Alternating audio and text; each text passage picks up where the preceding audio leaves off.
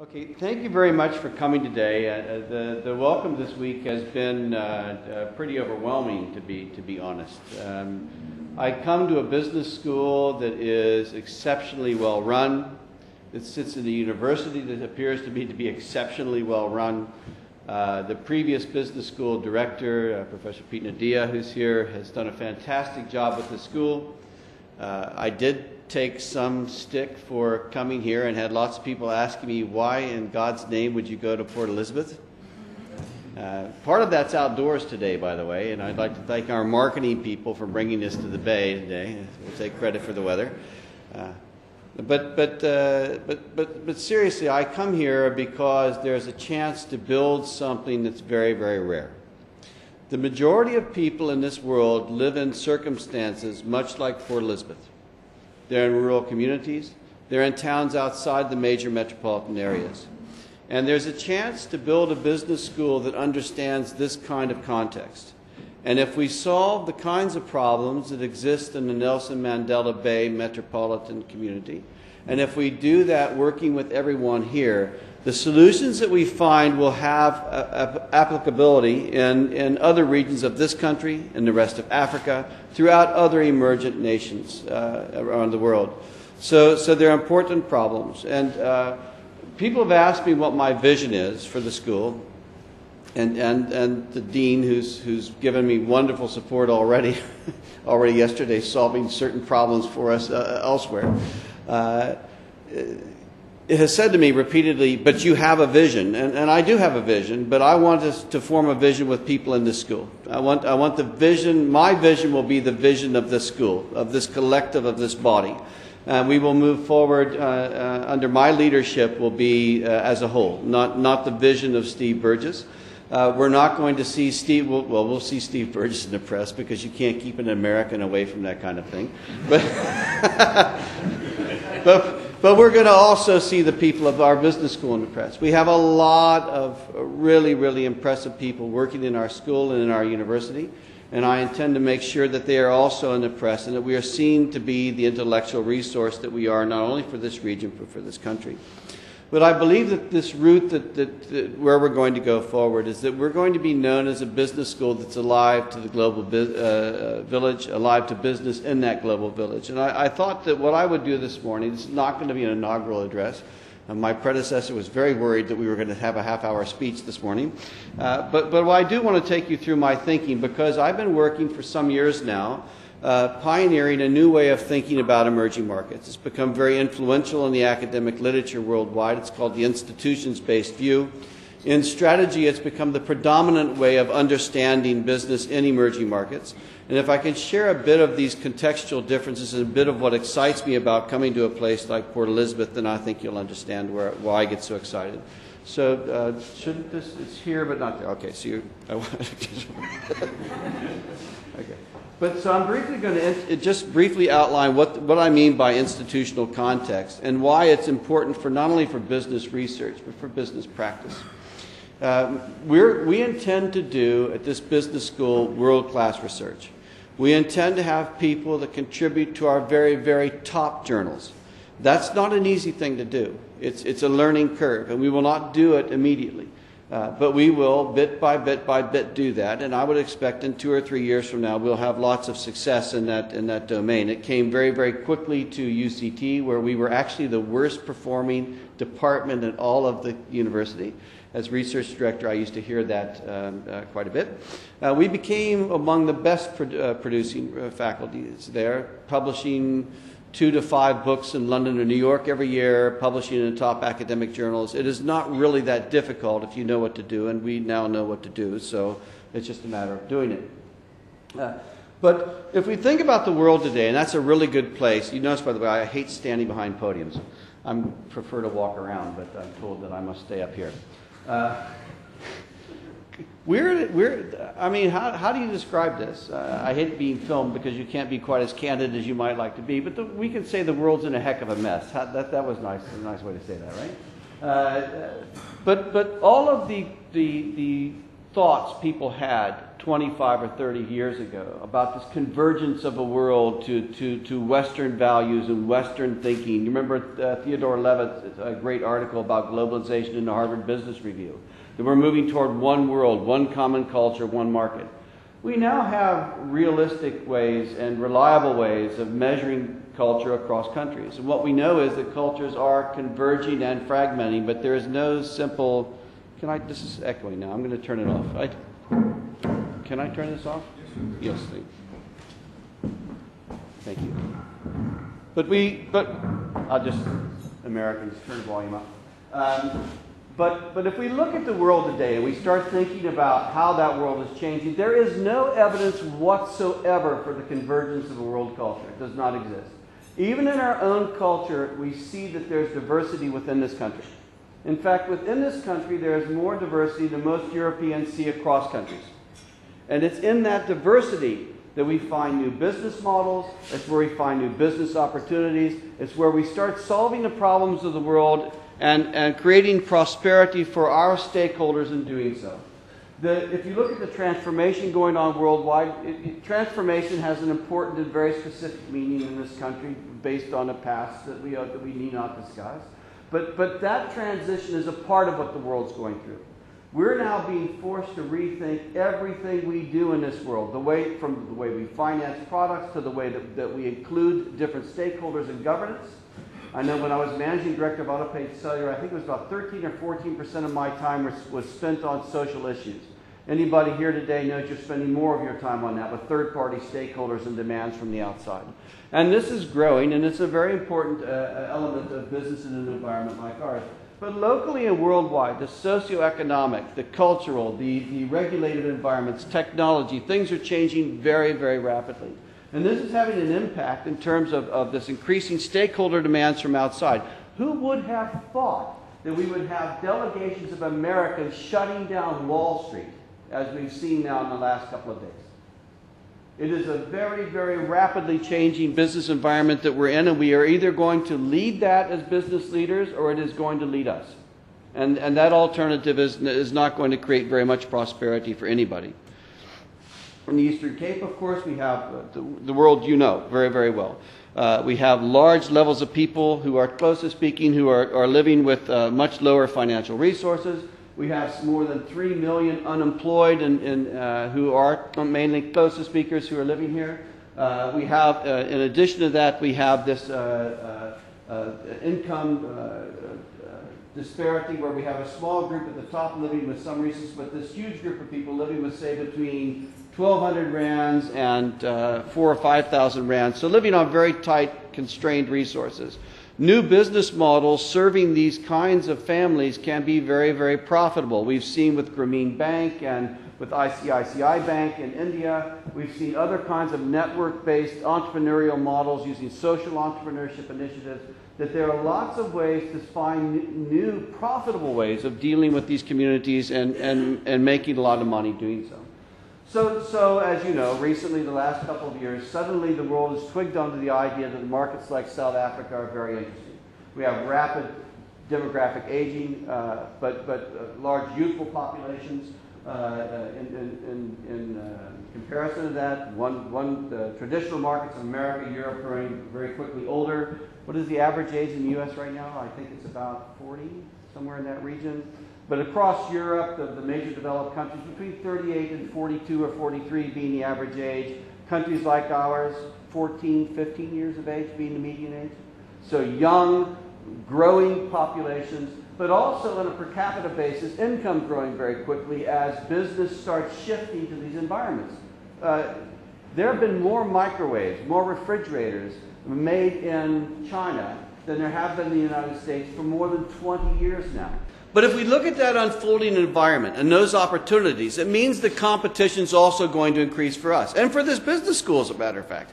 MIT Sloan is opened in Rwanda, or is about to do so in the next month. Who would have ever thought of seeing MIT in Rwanda? We have Duke operating with its corporate education department in Johannesburg. CEIBS, the Chinese Europe International Business School from Shanghai, has opened this year in, you don't know, Ghana. So you start looking at this, the American business schools, the Europeans coming into this continent, wanting to, this by the way, I think is a beneficial thing. But the fact is that if we want to own and we want to direct the inquiry to solve the problem for the benefit of our stakeholders, we have got to build our business schools here. As South Africans, we have no chance to do that. And one of the things that I feel most, I'm very fortunate taking this job.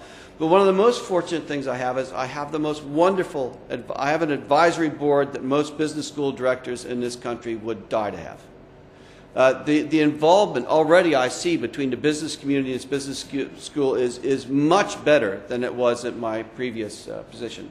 And with that kind of leadership, this kind of thing between research, teaching, practice, and that constant beneficial cycle between those, it will help us be better as a business school, but it will help us also drive prosperity a lot better in this community. So what are we learning about all the research now that there's been so much inquiry directed toward this and so much interest in the dimension of difference between emerging markets and high-income countries?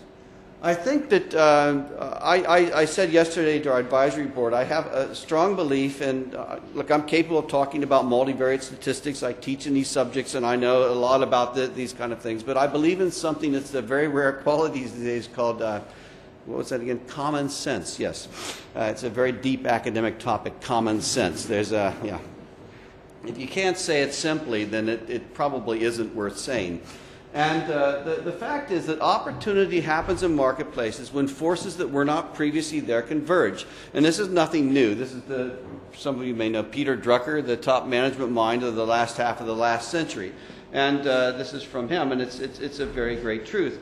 And if we look at the world as we see it, most of our thinking has been driven by a few high-income Western countries. And the theories that we have of business are driven by the assumptions of individual, of lack of connectedness, of people being highly educated and able to make decisions for themselves, and etc., that do not really exist in a market such as ours, at least not for everybody in a market such as ours. So, you know, if you talk to people in this country who are people of color who now have money, we're seeing in our country, like many other emerging markets, this historically unparalleled transition from feudal, rural, agrarian lifestyles to boardrooms in the span of a generation. If you talk to the people that are sitting in those boardrooms, who are sitting in those good incomes, there's a tremendous pull on them and demands on them from extended families who want to share in some of what they've now got. This makes impacts on how, for instance, people at Sanlam or Old Mutual or other retirement funders in this country are able to direct marketing programs toward people to save for their retirement, because people who would be saving for their retirement are finding extended families making additional pulls on them, right? So marketing programs, and in fact in our country, the retirement policy, what the retirement industry is trying to do right now is to set things up so people cannot pull their money out so easily. So that people are able to withstand this kind of pressure in order to build up a beneficial retirement for the future that will protect the country. So it's a thinking between government and business that comes when we start thinking about how we change and start thinking realistically. All countries, though, have what we could think of as an elite segment of people that have a lot of money, the so-called first world lifestyle, and people who are much more fundamentally poor, more resource constrained, whatever words you want to use to describe that. In a country such as ours, and we're sitting, over here, we're what I call an emergent consumer market. And in emergent consumer markets, about 25 to 33% of people in the country have that kind of first world lifestyle. You can see in the higher income countries, that's a much higher percentage of people that have that, about 75%. And at the bottom, which comprises much of Africa, at this so-called base of the pyramid, there's somewhere between usually 3 to 7% of the population. And in those countries, usually it's not big enough to really set up something like, say, motor car manufacturing, because the local markets just aren't big enough to really support that. So unless it's going to be an export-only zone, that doesn't work very well. So lots of imports to service that group, but a huge capacity for programs directed toward third-party funded infrastructure products like roads, hospitals, construction, etc., in those markets. So Our market, South Africa, on the left is very simple. That's from my study in SA Tribes a few years ago. Large national sample looking at populations of this country versus those of the world. On the right is Clayton Christensen from Harvard's study, and in the middle of that is the study by Sachs. But what we see roughly is just what I said. About 20% of the population being at this kind of upper end in a country such as ours, maybe as high as 33%. And so what does it say to us, though? It says that emerging markets, the frame of thinking where we're coming, these countries aren't 152 poor third world countries. They are countries that are diverse. You know, in our own country, we have such tremendous capabilities in this country.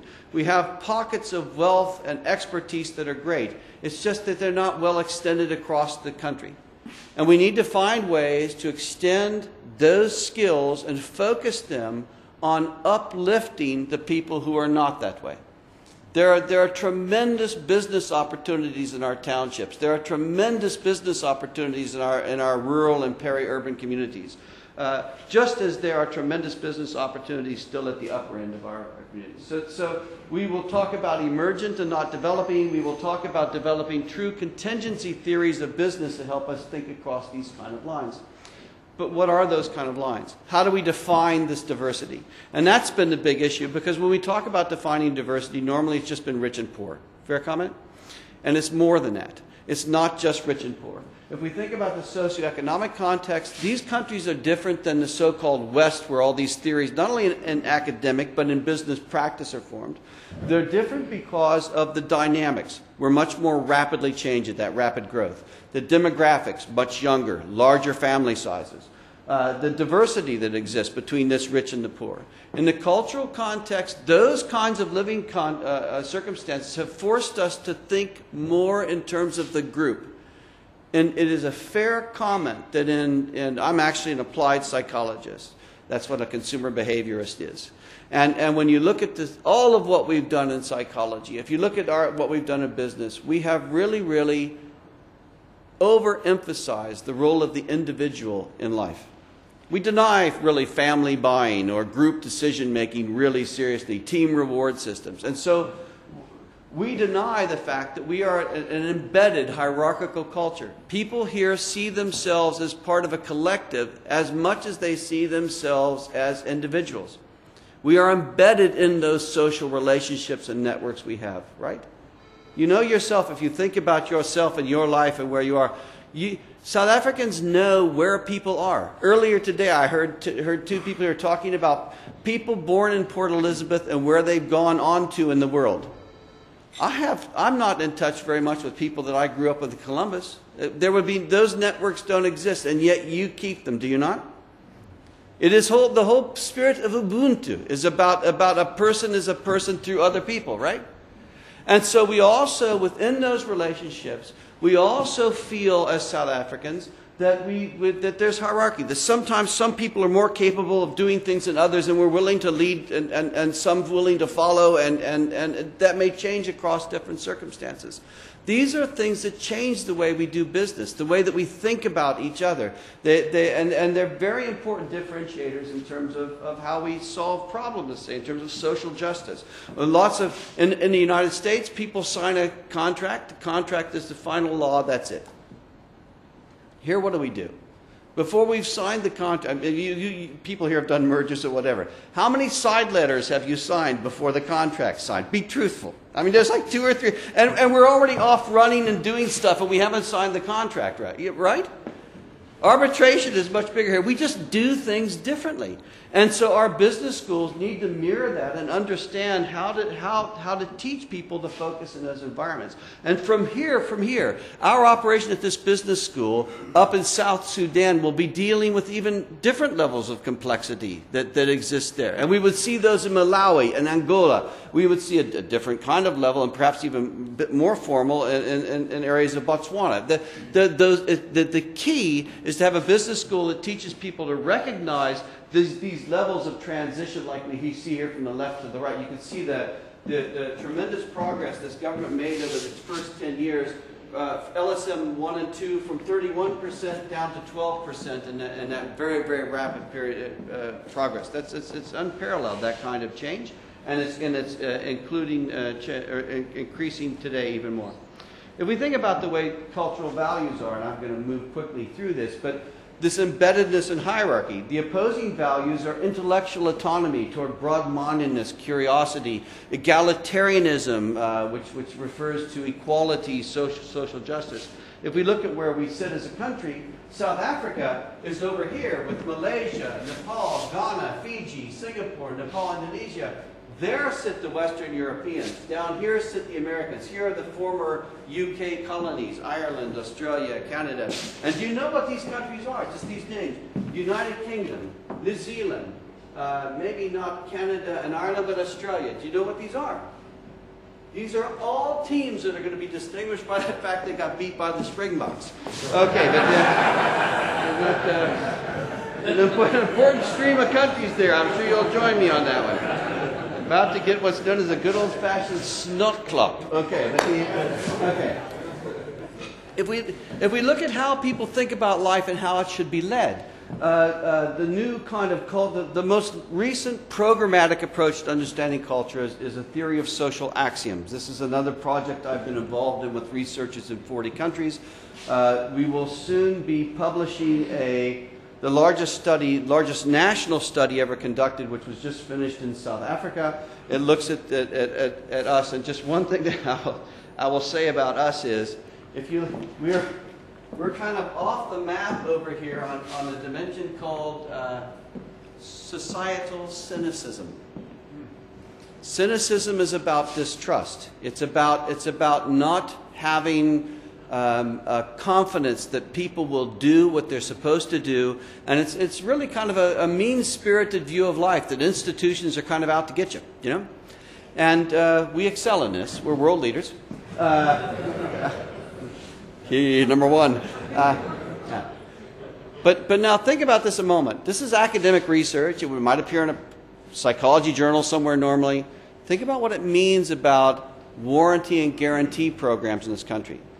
What it says about how we sign agreements, how we inform people and keep them informed about how we are proceeding in our commitments. Just think about the business applications of just that one simple reflection from this study and what it says. It is tremendous. And it is a way of delivering competitive advantages to the businesses in this city. I, by the way, managed to change that paper, although it still has to say University of Cape Town. It has my NMMU mailing address. It says he is now there. So at least we got that. We talk about how backward we are. We talk about, Pep stores. You've driven by Pep stores. They look pretty backward, don't they? I mean, let's be honest. They're little holes in the wall, and everybody knows that. And the fact is, very simply, that they have the, Walmart coming in the country. Look out. They're very, very sophisticated. These guys use the same software, the same satellite ordering systems that Walmart do exactly. They've had them for years. They have tremendous capabilities to do real-time assessment of advertisements. I mean, to the tune of like 20 or 30 or 50,000 people when they do it. They have tremendous, what an incredibly well-run company that manages to find a business opportunity that's very low into the market and make an awful lot of money out of it. This is the kind of pattern for some really important business opportunities that I'm hoping we're going to be stimulating here in this region. We look at a scene like this. This is from South America, a guy rocking up on a motorcycle, delivering something to somebody at a tienda, spaza shop, that kind of thing. We don't see any of the sophistication that could be employed there. The handheld terminal he's using to take real-time stock levels. The fact that refrigerator unit could have a nanotechnology thermistor in the back of it to let people know. In fact, for the price of less than R1, you can actually print a nanotechnology thermistor with a built-in cell phone that will actually call and say, listen, this guy's is too warm and the ice cream is going to melt. At that price, could you not put them on also packs of bananas or whatever? Think about how much food we waste. I think the estimate here is about 30% of the agricultural product that we make that needs refrigeration is wasted because of cold chain problems. What if we save that? That money drops straight to the bottom line, doesn't it? Think about it. If there's no additional cost, it drops straight to the bottom line. That's bottom line profits for those firms. So if we're able to start thinking about that, the modeling of the real-time stock take. You can model throughout a system of the logistics and supply chain very, very predictive models in terms of how manufacturing is set up. So we have truly lean manufacturing that encompasses an entire supply chain. The world that is unfolding before us is just simply incredible. It requires us to pick up our boots and lift ourselves up to do it. But even in a case like Unilever, you know the story of Unilever. Hindustan Unilever was the #1 firm in India. They lost their market share to a local manufacturer who went door to door informally with products called Nirma until Nirma grew to become the largest seller of detergents in the world. And it took them a long time to catch up. And learning from that experience, Unilever built a Unilever Institute. You know, there's one sitting at UCT, one in Brazil, one in India. They began to compete with them through different kinds. Project Shakti is their product of door-to-door selling of their products in the townships, finding new models of delivery. In South America, this Lercio Cardoso fellow was a pioneer who fought very hard as a kind of renegade inside of Unilever to develop a hand-washing product that would be cheaper than their normal products. And the argument would be, of course, you can't do that because they're going to cannibalize our sales. This product, because of the way that it was designed in plastic packs for hand washing, didn't cannibalize any of their sales, but became a huge product for them and is now sold across 3 countries in South America where it's among the most profitable lines. This is just a model of consumer behavior, and there are many of them. That the sophistication of this model, which predicts different stages of the buying process and the things that influence them, from culture to personal values, etc. If we look at what causes business performance and financial results from, we find, for instance, something like a multiple stakeholder approach to market orientation has the same bottom line effect on the consequences for profit, for sales, for market share, but that the things that drive it, whether it be reward systems, centralization, formalization, the things that drive it are completely different in emerging markets. The point that I wanted to make here today is that these elements that I talk about, these institutional characteristics, at the individual or the group level, they talk about how we perceive each other, how we see ourselves, how we do what we do, with whom we choose to do it. They are fundamental differences in life that should drive business strategies. And if we are good at doing these things, they will determine why we succeed and why we become fantastically successful and get extraordinary results from very ordinary operations of people. I told the advisory board last night, I grew up in Columbus, Ohio. Columbus, Ohio was a punchline in Johnny Carson jokes, and most of Columbus, Ohio and Peoria, Illinois were the punchlines, always in jokes. There was a bank there called City National Bank, which decided that it had a major problem because it was #4 in Columbus, Ohio, which was not exactly a great accomplishment. And at the same time, they were going to be put under stress because interstate banking was going to be allowed for the first time. In 1968, they met with the business school at the Ohio State University. They sat down and put together their first statement of their direction, which included the empowerment of individuals. They recognized that most days people come to work, take their minds out, check them at the door. They work all day, they come home, they put them back in and take them home. So they developed all kinds of systems to decide what people wanted. They intensively researched consumer interest to find out what people wanted from banks.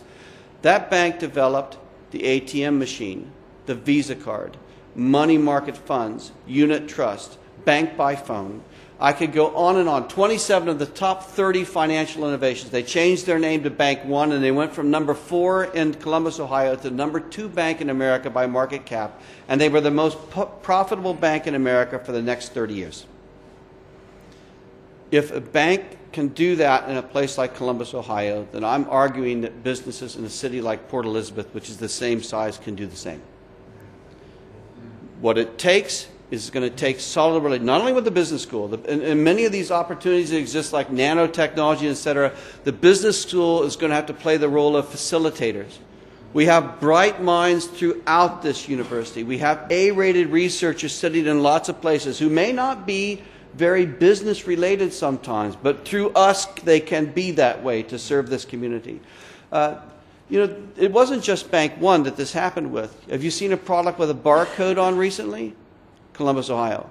I could go on and on with the things that happened in Columbus, Ohio. Incorporated Magazine found that businesses in Columbus, Ohio have a 5% advantage on the bottom line over firms nationwide in the United States. And if that's a joke, I'm ready to be in the middle of the punchline.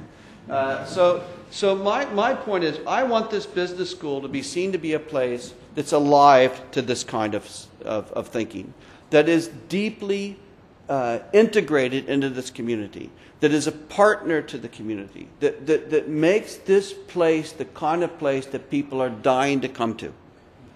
And on a global scale, on a local scale, solving not only problems in emerging countries, but also helping your firms be better members of global supply chains, as many of our businesses here are.